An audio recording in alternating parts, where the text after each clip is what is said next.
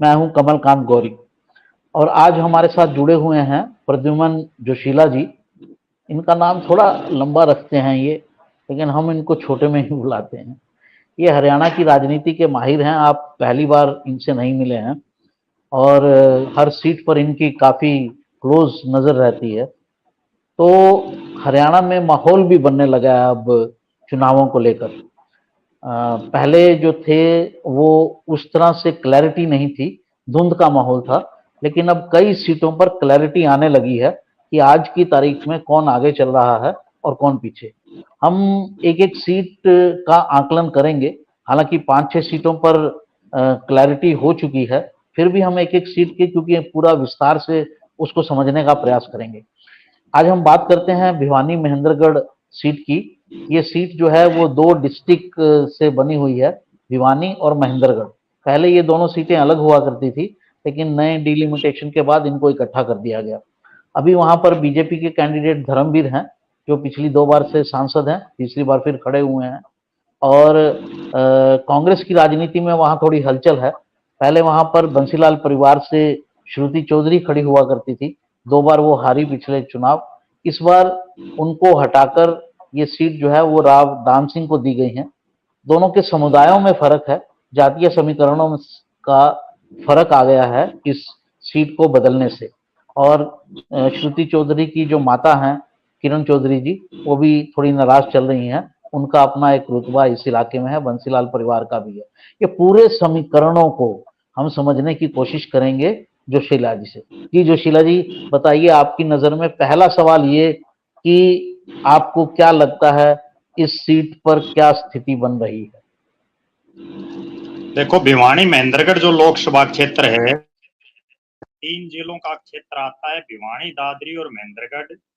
अभी आपकी आज से आवाज जो थोड़ी हालात कम हो गई दिखाई है। दे रहे हैं यहाँ, आपकी आवाज थोड़ी कम हो आज गई है। से जी, अभी एक जो बार दोबारा हालात से दिखाई रिपीट दे रहे करें, हैं, अब ठीक है। जी जी जी, बोलिए, अब ठीक है। भिवानी महेंद्रगढ़ लोकसभा में अभी जो हालात हैं उसके मुताबिक भारतीय जनता पार्टी के प्रत्याशी चौधरी धर्मवीर सिंह हैट्रिक लगाने जा रहे हैं। जिस तरह से किरण चौधरी की बेटी श्रुति चौधरी की टिकट काट करके और वहां से महेंद्रगढ़ के चौथी बार के विधायक राव दान सिंह को कांग्रेस पार्टी ने टिकट दिया। उसके बाद एक बार तो ये लग रहा था कि राव दान सिंह उनको बड़ी कांटे की टक्कर देंगे और हो सकता है जो अनबीटन चौधरी धर्मवीर सिंह चल रहे हैं पिछले कई सालों से विधानसभा और लोकसभा के चुनाव में, उनको इस बार उन्हीं के खास मित्र राव दान सिंह चुनाव हरा देंगे। लेकिन जो जो जी चुनाव चल रहा है, अभी 10 दिन के बाद लगभग वोटिंग होनी है 25 तारीख को, तो ऐसा लग जी रहा है कि अब माहौल चौधरी धर्मवीर सिंह के पक्ष में लगातार बढ़ता जा रहा है। कुल जो 9 जी विधानसभा क्षेत्र हैं, और जहां तक जी मुझे लग रहा है उन 9 में से 5 विधानसभा क्षेत्रों में चौधरी धर्मवीर सिंह आगे दिखाई दे रहे हैं, 4 जी विधानसभा क्षेत्रों में राव दान सिंह आगे दिखाई दे रहे हैं। अगर जी सिलसिलेवार बात करें, सबसे पहले हम महेंद्रगढ़ जिले की बात करते हैं, जिसमें जी 4 विधानसभा क्षेत्रों में 2 हलकों महेंद्रगढ़ और अटेली, इन दोनों में जी राव दान सिंह आगे दिखाई दे रहे हैं। जबकि नांगल चौधरी और जो नारनौल विधानसभा क्षेत्र है, उन दोनों ही इलाकों में चौधरी धर्मवीर सिंह आगे दिख रहे हैं। अगर बात करें जी दादरी जिले के दोनों हलकों बाढ़ और दादरी, उन दोनों जगह जी वर्तमान में राव दान सिंह आगे दिखाई दे रहे हैं। उसके जी बाद बात करते हैं भिवानी जिले के 3 हलकों, भिवानी, तोशाम और लोहारू। इन जी तीनों ही हलकों में फिलहाल चौधरी धर्मवीर सिंह आगे दिखाई दे रहे हैं। हालांकि कुछ जी समय पहले तक लोहारू विधानसभा क्षेत्र में चौधरी धर्मवीर सिंह की बजाय दान सिंह को मजबूत माना जा रहा था, लेकिन जी जैसे ही वहां जो स्थानीय विधायक और प्रदेश सरकार के वित्त मंत्री जेपी दलाल ने जो है पूरी तरह से सक्रिय हुए और वो घर घर गांव गांव जाकर के चौधरी धर्मवीर सिंह को जिताने की अपील कर रहे हैं, उसके बाद जी लोहारू का भी जो राजनीतिक सिनेरियो है वो बदल गया है। इसी बीच एक बहुत बड़ी घटना लोहारू में उस दिन घटित हुई जब जी लोहारू में कार्यालय का उद्घाटन था और वहां राव जी दान सिंह की मौजूदगी में ही चौधरी सोमवीर सिंह, जो चौधरी बंसीलाल के दामाद हैं और लोहारू से जी 2 बार के विधायक हैं, उनके जी साथ और जो एक चौधरी भूपेंद्र सिंह हुड्डा के खासम खास है राजवीर फरटिया, जो जिला परिषद अच्छा। के पूर्व चेयरमैन रहे हैं, उनके जी समर्थकों में खूब वहां जूतम पचार हुई, गाली गलौज तक हुए। और उसके बाद जो शोराण खाप के जो लोग हैं, वो इस जी कदर एकजुट होते हुए दिखाई दे रहे हैं कि वो जी राजवीर फर्टिया के जरिए राव दान सिंह को सबक सिखाना चाह रहे हैं। या एक खास अच्छा। बात दर्शकों को मैं ये बताऊं कि चौधरी धर्मवीर सिंह खुद शोराण गोत्र में ब्याए हुए हैं। वो गागड़वास गांव पड़ता है जो लोहारू विधानसभा क्षेत्र में ही है, वहां जी वो ब्याए हुए हैं। और इस पूरे घटनाक्रम के बाद शोराण बाहुल्य जो गांव हैं, उनमें कहीं ना कहीं चौधरी धर्मवीर सिंह को कुछ फायदा मिलता हुआ दिखाई दे रहा है। जी लोहारू में पिछली बार का मैं आंकड़ा देख रहा था, तो जी धर्मवीर सिंह जो है वो बहुत ही आगे थे श्रुति से। जी 40,000 वोट जी श्रुति को मिले थे और धर्मवीर सिंह को 77,000 वोट मिले थे। तो जी इस बार ऐसा क्या, मतलब अभी तो आपने बताया कि कुछ घटनाक्रम ऐसे हुए कि धर्मवीर आगे हो गए, पर वो पीछे क्यों चल रहे थे? क्या कारण थे कि पिछली बार की लीड जो है वो लूज कर रहे थे? पिछली बार की बजाय इस बार पूरे हरियाणा प्रदेश में जो जाट समुदाय है, वो बीजेपी के खिलाफ ज्यादा मुखरता से दिखाई दे रहा है। और जी लोहारू, बाडड़ा, ये तमाम वो क्षेत्र है जिसको जाट बाहुल्य क्षेत्र माना जाता है। यहाँ जी का जो वोटर है वो इस बार धर्मवीर सिंह से नाराज ना होकर के, जो जाट हम्म, वोटर है वो बीजेपी को कम वोट डालना पसंद कर रहा है इस बार। ये एक बहुत अच्छा। बड़ा कारण था जिस वजह से राव दान सिंह को यहाँ एडवांटेज मिल रहा था। दूसरा ओके। एडवांटेज का एक बड़ा कारण ये है कि यहाँ किरण चौधरी और श्रुति चौधरी के अलावा जो चौधरी भूपेंद्र सिंह हुड्डा के जितने साथी थे, वो इस जी बार खुले दिल से राव दान सिंह के साथ इस क्षेत्र में लगे हुए हैं। जिसकी ठीक है। वजह से पहले ही ऐसा लग रहा था कि दान सिंह यहाँ मजबूत हो सकता है। लेकिन ये जी दो घटनाक्रम ऐसे घटे, एक तो जो चौधरी सोमवीर सिंह और राजवीर फर्टिया के समर्थकों के बीच जो घटनाक्रम हुआ, और दूसरा जयप्रकाश दलाल ने जिस तरह से हल्के में 5 साल के 4.5 साल के अपने कार्यकाल में काम करवाए हुए हैं, उसके जी बलबूते पर जेपी दलाल के पास एक मजबूत वोट बैंक इस इलाके में है, और अब वो खुल जी। करके उनके साथ आ गए हैं। तो मतलब ये कहा जाए कि जो जाट वोट पहले बीजेपी के खिलाफ था, वो जी बीजेपी के जो जाट नेता हैं उनके जी काम करने से या उनके प्रचार करने से वो फिर एक तरफ उसको जो बीजेपी के प्रति एक जो वितृष्णा थी वो कम हो रही है। जी बिल्कुल। देखो, लोहारू में तो ये बात बिल्कुल क्लियर है, मैं खुद वहां घूम के आया हूँ गांव में। वहां जी जेपी दलाल का अपना प्रभाव है, चौधरी धर्मवीर सिंह का भी कुछ इलाके में वहां प्रभाव है। और जेपी दलाल ने जिस तरह से अपने 4.5 साल के कार्यकाल में वहां नहरों में पानी पहुंचाया, आखिरी टेल तक लोगों को मुआवजा दिलवाया, बहुत लाखों रुपए लोगों को मुआवजे के मिले। और भी जो छोटे मोटे काम थे लोगों के, वो उन्होंने करवाए। इसके अलावा गिगनाऊ में यूनिवर्सिटी का एक बहुत बड़ा सेंटर उन्होंने खोला। और भी लोहारू विधानसभा क्षेत्र में कई सरकारी योजनाओं को लाने में कामयाब रहे, जिसकी वजह से जेपी दलाल का वहां एक मूल वोट बैंक है। अगर मैं इसको दूसरे शब्दों में भी कहूं, तो जेपी दलाल वहां पिछले 15 साल से राजनीति में सक्रिय हैं। 2 चुनाव वो बहुत कम मार्जिन से हारे हैं, 500 वोटों के आसपास से। और तीसरा चुनाव वो बड़े एक तरफा बहुमत से जीते। जीतने के बाद भी वो लगातार इलाके में रहे। अब अगर चौधरी धर्मवीर सिंह इस इलाके से जीतते हैं, तो उसकी जीत में सबसे बड़ा योगदान जेपी दलाल का ही रहेगा। जी। अच्छा, एक चीज और समझाइए हमारे दर्शकों को कि जी इस सीट के ऊपर जो जाट समुदाय है उसका लगभग 4.5 लाख वोट है।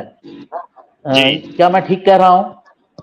जी तो ये 4.5 लाख वोट का डिवीजन क्या है कि कितना वोट धर्मवीर सिंह स्वयं जाट हैं, लेकिन हुड्डा का एक जाटों में अलग प्रभाव है, श्रुति का अलग प्रभाव है।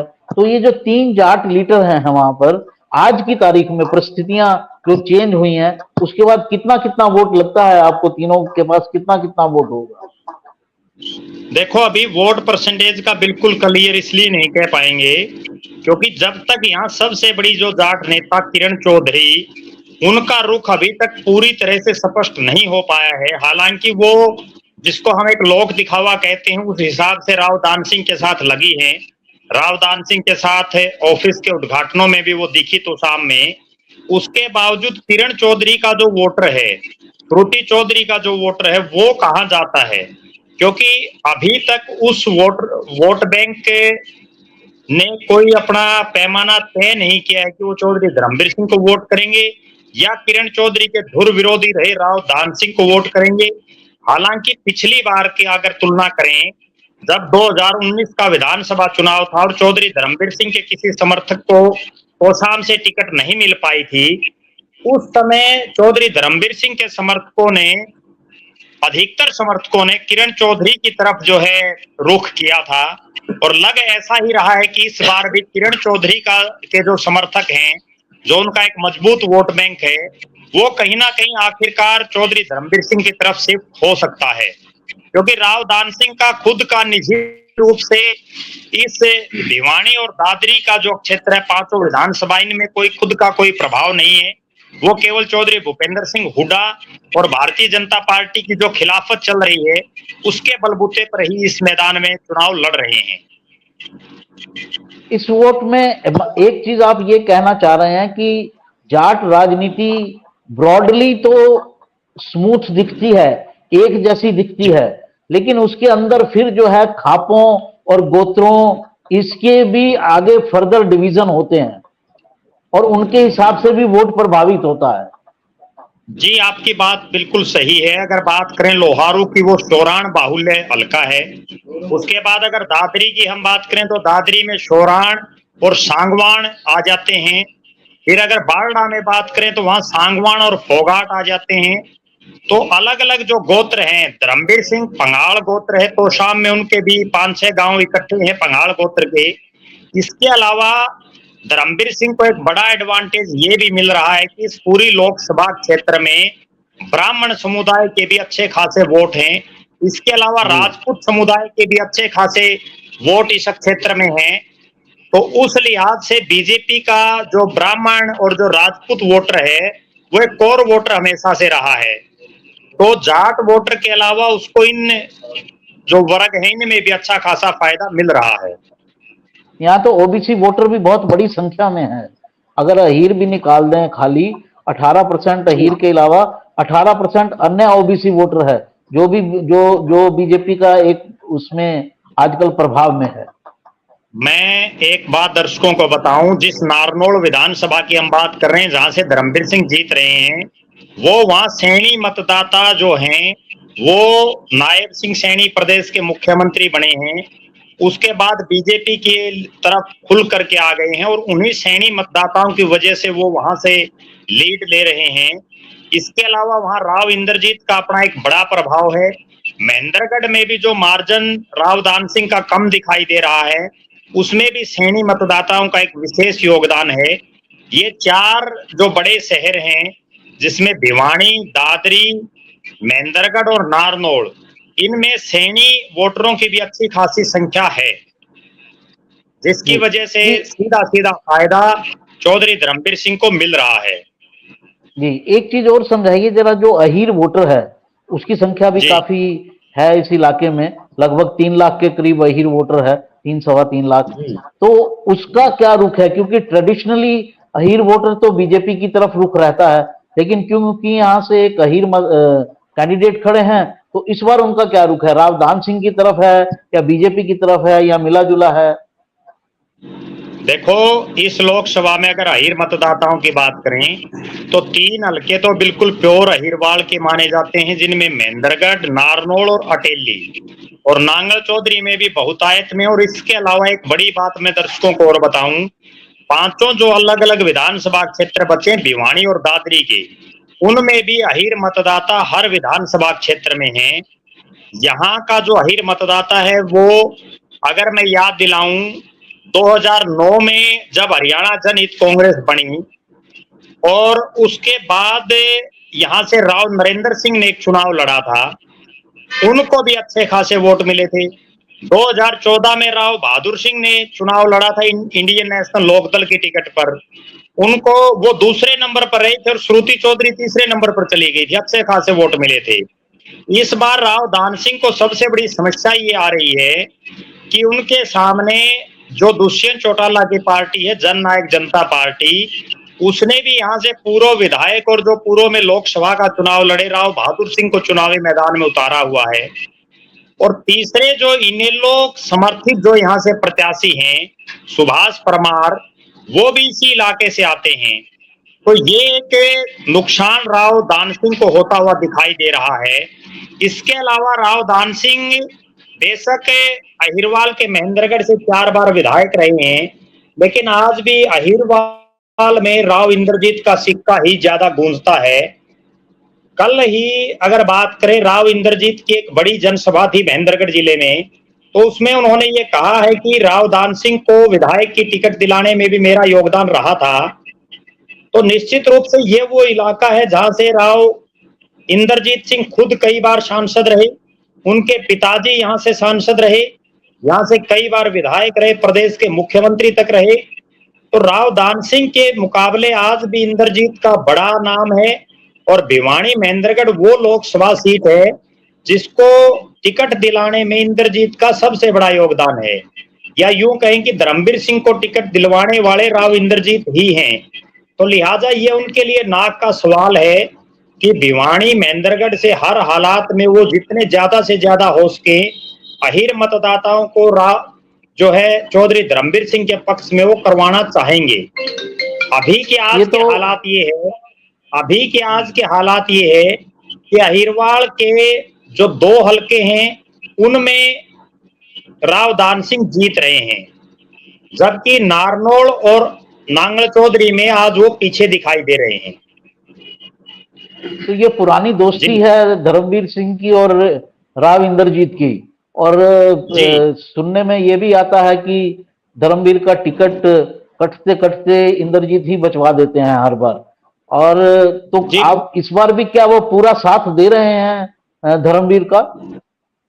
वो पूरा साथ दे रहे हैं। कोई भी आदमी, कोई भी इतना बड़ा नेता अपना खुद का चुनाव छोड़ करके दूसरे किसी नेता का प्रचार करने के लिए कभी नहीं आता, लेकिन राव इंद्रजीत अपना चुनाव छोड़ करके बार बार चौधरी धर्मवीर सिंह के प्रचार के लिए आ रहे हैं।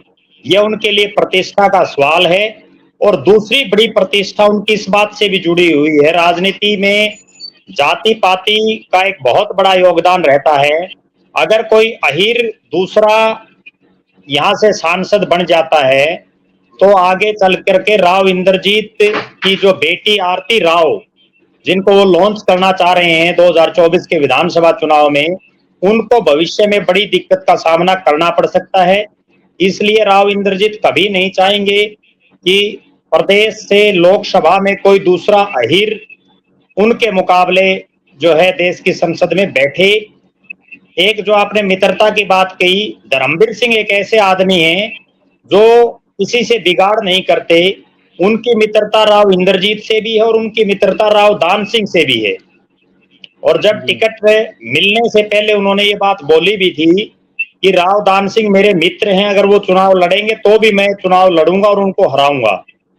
जी आप भिवानी की जो विधानसभा सीट है उस पर आपका क्या कहना है, जो शहरी मतदाता है, क्योंकि इस इलाके में शहर तो मेरे ख्याल काफी कम है, एक भिवानी आता है, एक नारनौल या दादरी, ये 2-3 ही शहर आते हैं। तो भिवानी के मतदाताओं वहां थोड़ा सा कंपोजिशन अलग है, जाट और हीर से हटके वहां ज्यादा पंजाबी हैं या वैश्य समुदाय के लोग हैं, तो वहां बनिया वैश्य समुदाय के लोग हैं। तो वहां पर क्या स्थिति है भिवानी के अंदर? देखो, भिवानी शहर में ये बिल्कुल क्लियर है, वहां से चौधरी धर्मवीर सिंह जीतेंगे। हालांकि भिवानी जो शहर है उसमें यादव मतदाता भी हैं, और इसी को मद्देनजर रखते हुए कल जो कांग्रेस पार्टी के राष्ट्रीय महासचिव और हरियाणा दिल्ली के जो प्रभारी हैं दीपक बाबरिया, वो भिवानी पहुंचे।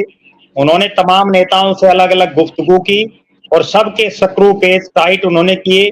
और उन्होंने ये स्पष्ट शब्दों में नेताओं को कहा कि अगर आपको विधानसभा की टिकट चाहिए तो अपने अपने हलकों से जो है राव दान सिंह को जिताओ। जिस भी हल्के से राव दान सिंह हार गया और वहां आपकी ड्यूटी है, तो आगे भविष्य में टिकट के लिए आपके ऊपर खतरा आ जाएगा। दीपक बाबरिया ने जिस तरह से कल मीटिंग ली है, उसके बाद हो सकता है थोड़ा बहुत चेंज हो जाए, लेकिन रिजल्ट भिवानी शहर का वही रहेगा। आखिरकार वहां चौधरी धर्मवीर सिंह ही जीतेंगे। उसके पीछे एक बड़ा कारण ये है कि खुद धर्मवीर सिंह भिवानी रहते हैं। शहर के जितने व्यापारी वर्ग के लोग हैं, उनके साथ उनका बड़ा अगाध प्रेम है और वर्षों से वो उनका प्रेम है। इसके अलावा वहां जो घनश्याम सर्राफ हैं, लगातार विधायक बनते रहे हैं, मंत्री भी रहे हैं सरकार में, उनका भी अपना एक रसूख है। इसके अलावा जो ब्राह्मण वोटर हैं, उनमें भी चौधरी धर्मवीर सिंह के कई साथी हैं जिनकी अच्छी पकड़ है। कुल मिलाकर के दान सिंह के पास भिवानी शहर में वो मजबूत टीम भी नहीं है। और कुछ एक जो लोग चौधरी भूपेंद्र सिंह हुड्डा के साथ लगे हुए हैं, केवल वही राव दान सिंह के साथ इस इलाके में दिखाई दे रहे हैं। किरण चौधरी के जितने समर्थक हैं, क्योंकि किरण चौधरी, एक खास बात और मैं बताऊं, आप 1991 के चुनाव को छोड़ दें, उसके अलावा जब से भिवानी लोकसभा बना है, तब से चौधरी बंसीलाल के परिवार का कोई ना कोई सदस्य, चाहे चौधरी बंसीलाल हो, उसके बाद चौधरी सुरेंद्र सिंह हो, रणबीर सिंह मेहंद्रा हो या श्रुति चौधरी हो, हर बार किसी ना किसी ने चुनाव लड़ा है। लेकिन ये पहला वाक्य, दूसरा वाक्य ऐसा है, 91 में तो उन्होंने अपनी मनमर्जी से अपने एक साथी को टिकट दे दिया था, लेकिन अब ये दूसरा वाक्य ऐसा है जब चौधरी बंसीलाल के परिवार का कोई सदस्य यहाँ से चुनाव नहीं लड़ रहा, उनका जो एक बहुत बड़ा वोट बैंक है वो कहाँ जाएगा, वही हार और जीत को तय करेगा, चाहे वो भिवानी शहर हो या भिवानी लोकसभा हो। जी, ब्राह्मण वर्ग ने बीजेपी को अपना सपोर्ट दे दिया है, तो इसका थोड़ा सा बैकग्राउंड बताएं, क्योंकि ब्राह्मण पीछे रणजीत सिंह के बयान से नाराज हो गए थे। रणजीत सिंह चौटाला ने ब्राह्मणों के बारे में एक बयान दिया था शुरू में जब उनका नाम डिक्लेयर हुआ था, तो उसमें उनको थोड़ी नाराजगी थी। तो ये बदलाव कैसे आया? देखो, ब्राह्मणों के लिए बीजेपी ने जितना किया उतना कोई पार्टी नहीं कर सकती। पिछले, अगर अभी की बात करें हम 2 महीने पहले तक की, तो 2 लोकसभा में सांसद ब्राह्मण और 2 राज्यसभा में, एक बीजेपी के और एक बीजेपी समर्थित, एक ब्राह्मण मूलचंद शर्मा कैबिनेट के बड़े भारी भरकम मंत्रालयों के मंत्री, पंडित रामविलास शर्मा कई सालों तक बीजेपी के प्रदेश अध्यक्ष रहे, चाहे रमेश जोशी रहे हो प्रदेश अध्यक्ष। और मुझे ये कहने में भी कोई संकोच नहीं है कि भारतीय जनता पार्टी को तो ब्राह्मण, बनिया और पंजाबी की ही पार्टी माना जाता था। जो जाट समुदाय है या जो ओबीसी वर्ग है, वो तो अभी बीजेपी के साथ जुड़ा है। तो ब्राह्मण निश्चित रूप से बीजेपी के साथ पहले भी थे, अब भी दिखाई दे रहे हैं। बीच में ये घटनाक्रम घटते रहते हैं।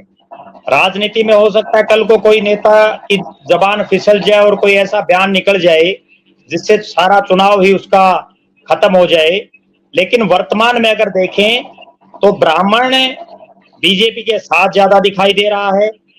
यही कारण है कि पिछली बार चौधरी भूपेंद्र सिंह हुड्डा और उनके बेटे दीपेंद्र सिंह हुड्डा, दोनों को ब्राह्मण प्रत्याशियों ने ही चुनाव हराया था। इस बार भी दोनों ही लोकसभा क्षेत्रों में बीजेपी ने ब्राह्मण प्रत्याशी उतारे हैं। और वर्तमान में भी बीजेपी की तरफ से कार्तिकेय शर्मा, जो खुल करके बीजेपी के साथ हैं, वो ब्राह्मण समुदाय से हैं। Lieutenant general retired doctor DP Vats जो अभी रिटायर हुए हैं, उनको भी राज्यसभा में भेजा है। और अभी कुछ ही दिन पहले करनाल में एक ब्राह्मण सम्मेलन भी किया गया भगवान परशुराम की जयंती के ऊपर। तो ब्राह्मण निश्चित रूप से बीजेपी के साथ है। दूसरी तरफ कांग्रेस के पास कोई बहुत बड़ा ब्राह्मण चेहरा नहीं है। जितने कांग्रेस के पास वर्तमान में ब्राह्मण चेहरे हैं, सभी घिसे पिटे हुए हैं। कुलदीप शर्मा जो लगातार कई चुनाव हारते रहते हैं, राजनीतिक रूप से कोई बहुत बड़ा अपने पिताजी चिरंजी लाल शर्मा की तरह वो गौरव नहीं प्राप्त कर पाए। इसके अलावा जो और ब्राह्मण विधायक हैं कांग्रेस के पास, उनका भी अपने हलकों के अलावा कोई बहुत बड़ा वजूद दिखाई नहीं दे रहा है। जी जी, आपने एक बात और कही, उस पर भी मैं थोड़ा आपका चाहूंगा कि आप प्रकाश डालें कि कांग्रेस ने विधानसभा, हर विधानसभा के ऊपर कहा है कि अपना विधानसभा क्षेत्र से जितवाइए अगर टिकट लेना है तो। क्या उन्होंने हर विधानसभा पर एक व्यक्ति चिन्हित कर लिया है कि यहाँ पर ये रहेगा और अगर ये जीत?